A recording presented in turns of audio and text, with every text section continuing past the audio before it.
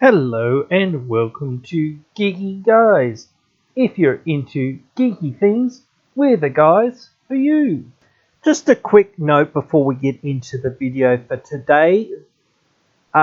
If you go onto the Patreon site in the next couple of days, next couple of weeks, there's a couple of exclusive videos that I'm putting up there for patrons. So if you would like to become a patron, now's the best time to do so. You're going to get more exclusive videos per week and per month and whatnot. So go and check that out. As always, all links are in the description. Hello and welcome to this video today, whether you're here for the first time or you're returning. Today we're getting into another of our C21 or Commander 21 deck upgrade guides, deck upgrade suggestions, and today we're into the Quantum Quandrix Commander decks, the blue-green deck, the Simic deck, whatever you want to call it. So our commander in this deck, for what we're doing, or the base commander at least, Adrix and Nev Twin Casters. Again, I'm not going to go too much in depth into this card because I did a sort of in-depth review of it when I did the Commander 21 Face Commanders review. That video is on the channel, and I'll put a link in the cards there to do that video, as I've done with the other commanders that I've done so far. So you can go and check that out. So again, we're just going to get into, cutting cards and adding cards, or adding cards to the list of suggested cards that you want to cut and that you want to add, at least. So we're going to start out with... So now, last time when I was doing this, I actually forgot, and I've nearly forgot again, to do the deck evaluation of prices and stats. So there's 15 new cards in this deck, 64 reprints, and that does include the basic lands for this deck. So total price for this deck of reprints is $104. And again, this is taking into account none of the cards from Strixhaven, none of the new cards from this precon deck itself. So, that's there as well. Stats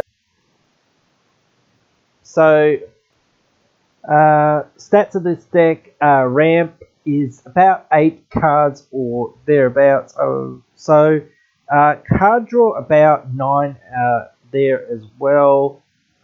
Single target removal 5 or 6. There's one graveyard removal card that's in this deck. I didn't know whether to quite count it, so it's 5 or 6. Board wipes, I actually think there's about 3, maybe 4 in this deck here as well. So, a couple cards. I think Trastodon sort of kind of is a bit weird, so I didn't know quite whether to put that, here or there. And there's a couple cards like that bounce all non-tokens or bounce all tokens. So, it's kind of like that seems like a board wipe, but then there's other cards, certainly. So, I just put it there as 3 or 4. Now we're going into the value cards, or the cards that have a value of $2 or more in this deck. Of course, we're always going to say Sol Ring and Arcade Signet. Sol Ring and Arcade Signet in all of these decks means that these are always going to be here on this list. They would have been on the last list too if I had have actually remembered to do it, but doy me. So there we go. Couple more cards that we want to quickly try to find the prices for, here and there, but, Prices are in flux, so it is hard to sort of keep up with that. Mana Gorger Hydra at about $3 there. That's a decent card for most decks as well. So it can find its place. Master Biomancer right at $2. That's a pretty good one. It was reprinted a couple last year, I believe, as well. So yeah, pretty cool. Rite of Replication at $5 there. And Azuri's Predation at $7. So those are our notable cards of reprint value for this deck. So yeah, quite good layout for this deck here as well. But now we're getting into it. Ruxa, Patient Professor. This card, I don't think it's very good in this deck. It would be good in Bear Force 1 or just a generic creatures deck that, your creatures just don't have any abilities. But then how good is that deck? I'm not sure. That's for you to decide. If you want to build a deck with this in it, if you want to build Bear Force 1, or if you want to build something else that's just, vanilla creatures for the most part, jam this in there, have fun with that. It's not for this deck. Ashri Sky Ascender, getting rid of flyers is a good thing, but it's a bit much mana, really. We could find better things. We could find things that actually have reach as well, so, it's just not the best. We could do better than this. Desolation Twin, it does do some stuff for us, but it's way too slow to do it into doing those things. We don't have enough ways to cheat it out. That's the thing. We're just not going to find enough ways to cheat it out, so it's not really worth our time to, figure out how we would, get around all of that sort of thing and do that, effect. Biomathrium, Biomatician, or whatever his name is here. He does create a fractal for us, but we don't want to just create one creature. We want to create lots and lots of creatures. Unless we've got ways to flicker him, no. Casito, no. If we could do this, we could do this a few times perhaps, but just no. It's just not relevant enough. We want things to have trample anyway, or whatnot. So the evasion that this gives is just slightly better, and we've got to pay mana for it. So that's not really worth it.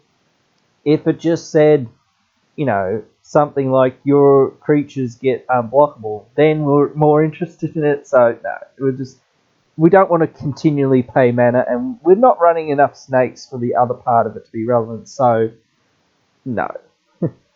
Kazundu Tusk Caller. Again, just like we're putting too much mana into this thing just to tap it to make elephants or whatnot.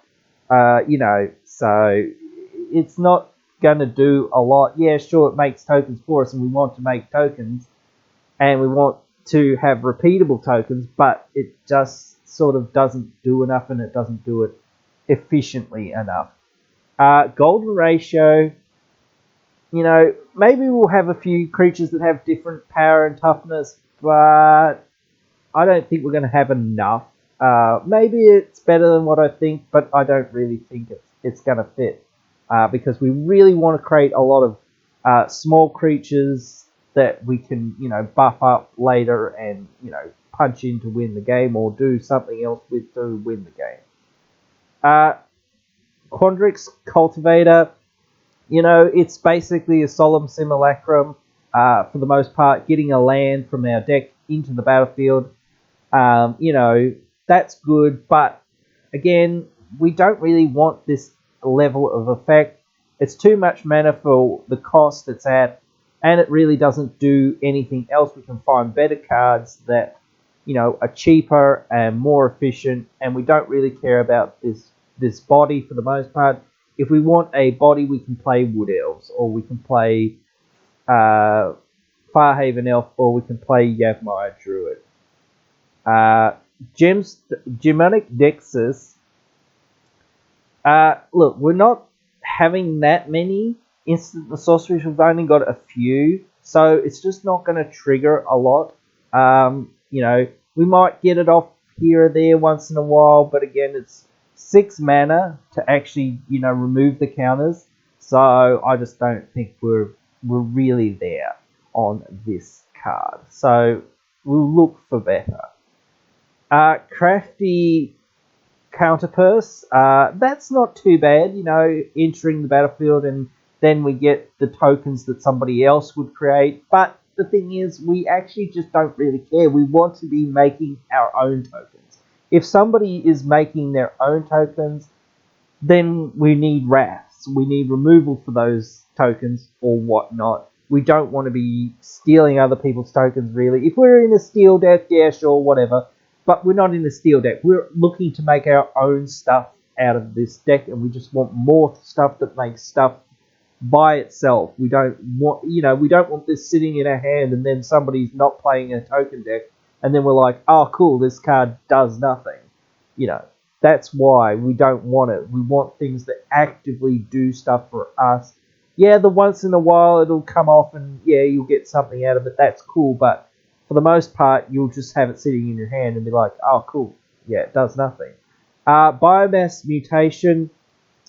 The one problem I have with this is it doesn't give any forms of evasion. It doesn't give trample. It doesn't give flying. It doesn't give menace or anything else. So it's just not, you know, the thing that we're looking for. Hornet's Nest, you know, we don't have enough ways to ping it or deal it damage and whatnot, and slowly enough to make the insects out of it. It's just not going to happen. Yeah, we'll get off a block here or there, and we'll get maybe a couple bugs out of it, but it's just too ineffective to really do a lot in this deck. As always, cutting some lands in this deck. Temple of a False God, it's a trap, get it out of here. Study Hall, not very good, get it out of here. Quandrix Campus, I've said this with all of them, I'm going to say it again. It's a budget card. If you want to keep it in, it's just fine, but for the most part, we can just find very easily much better options than this. So, you know, it's out.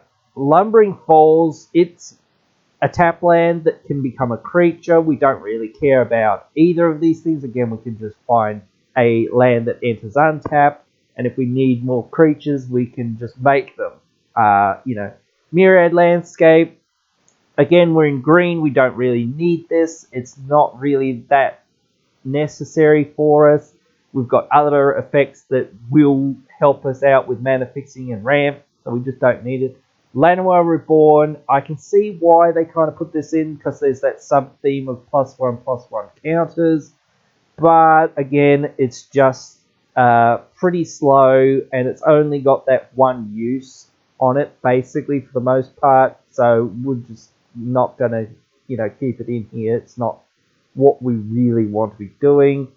You know, so first off, what we're going to go through is cards that we want to add to this deck. We definitely want an Avenger of Zendikar. Avenger of Zendikar makes a whole bunch of plants for us, and then it also makes our plants really big when we play lands.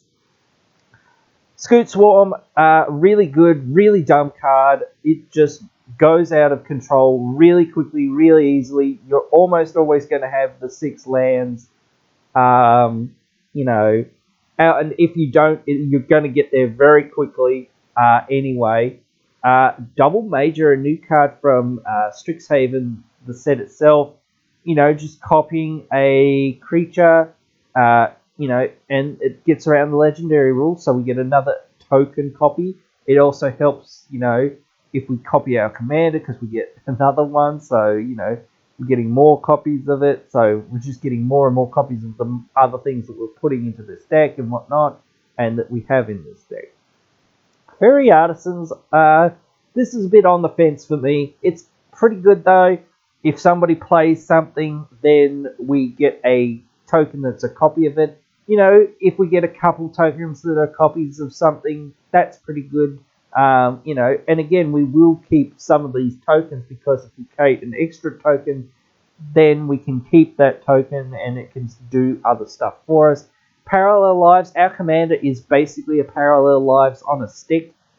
So we definitely want more parallel lives effects. That's why we want to do some of this other stuff, like copying our commander and whatnot. Doubling seasons, we do care about +1/+1 counters to a degree, because there are a few +1/+1 counter synergies in this deck. So if we can get our hands on one of these, if we have the budget for it, get it in there. Again, I'm not going to tell you guys what your budget should be. You need to decide that for yourself.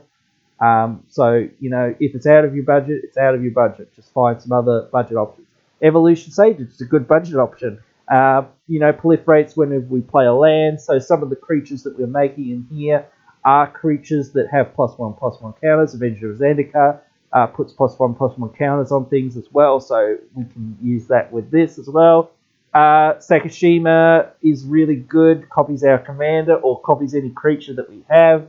And just gets around the legendary rule, which is really good. We do want to copy our commander mostly, but if we can copy something else that's really good, then we'll get a copy of that as well. It doesn't really matter.